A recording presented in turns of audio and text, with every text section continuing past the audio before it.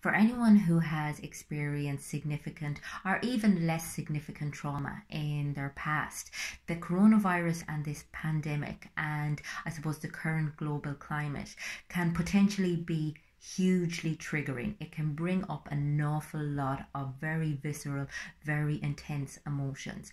And it's, I suppose, first of all, recognizing that that is normal. It's normal even for people who have no past history of trauma, because I suppose it's this feeling of not being in control. It's this feeling of helplessness that we're experiencing globally at the moment that can evoke an awful lot of fear, anxiety and panic in people.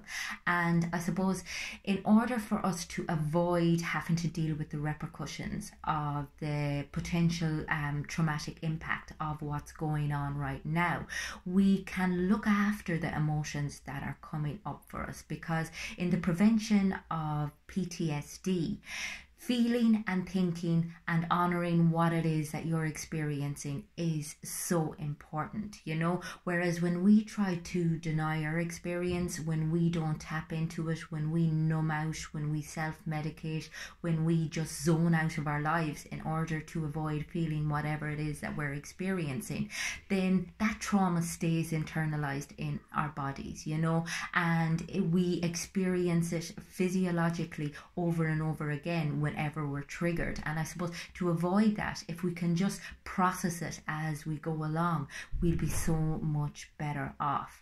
And you might ask, how do you do that? And I suppose a lot of the things that I talk about sound very straightforward, but when it comes to actually putting them into place, it can be really difficult, particularly if you're in a state of panic or anxiety.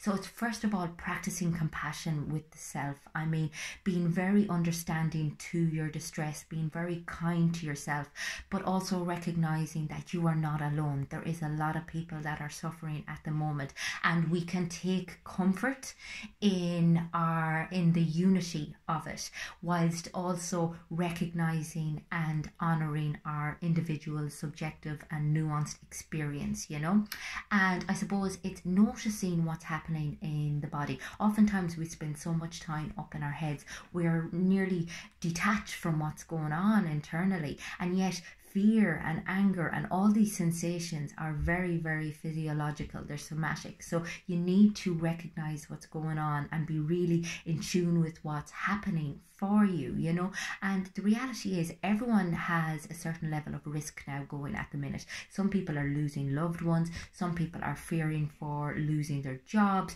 I mean, there's a lot of potential trauma there. So it's recognizing that it's okay to feel how you feel, and recognizing that your symptoms may vary, and they may differ from somebody else's experience. For some people it's quite mild, for some people it's debilitating. It's all about how you react and, finding compassion for that, just because you're not the same as somebody else. Because again, we oftentimes are influenced by our past experiences, and as I said, this may be bringing up stuff for some people that may not be an issue for other people.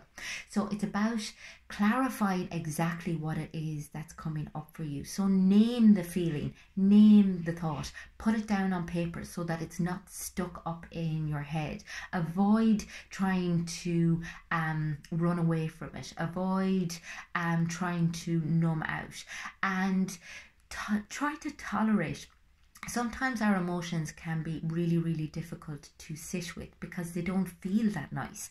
And I suppose it's recognizing that your emotions and your thoughts cannot hurt you or harm you. Sometimes they're a little bit uncomfortable, but if you can learn to tolerate them, you become more resilient, you become stronger, and you become more self-aware, and consequently it takes a lot more to phase you. But it's just recognizing that you need to go through a little bit of discomfort to get to that place of resiliency, and to get to that place where you can sit with discomfort without feeling like, your skin is going to come off.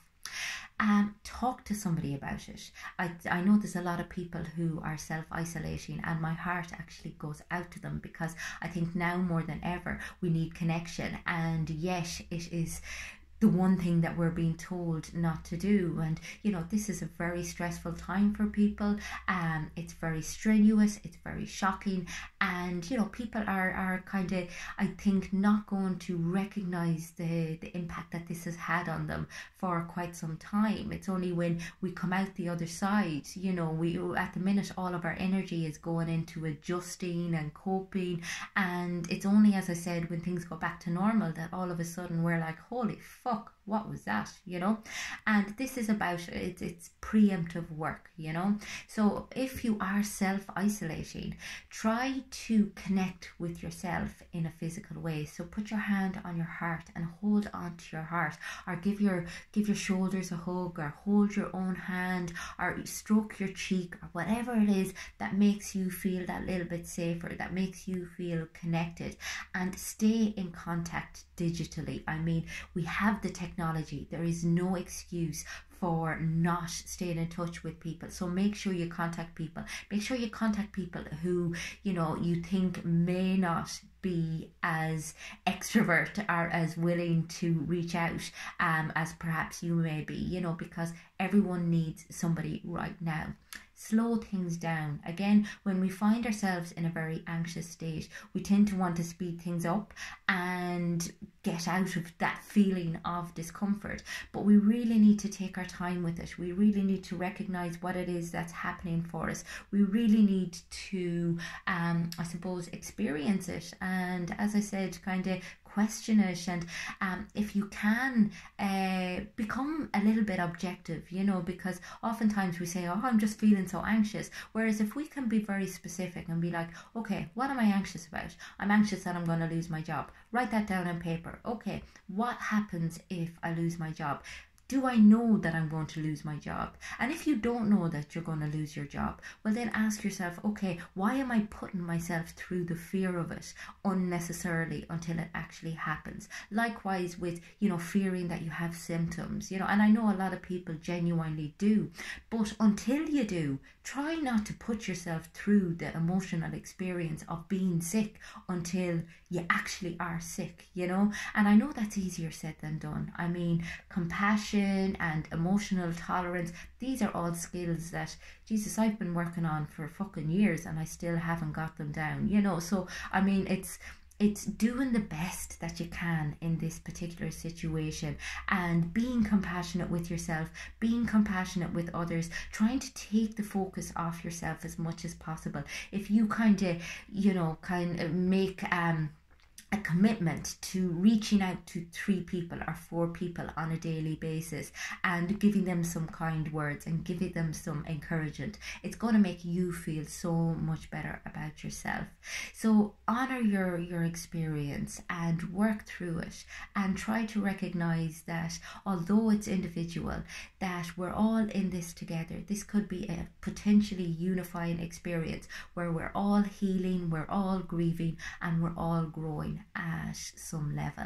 I hope everyone is staying well, and I will talk to you again soon.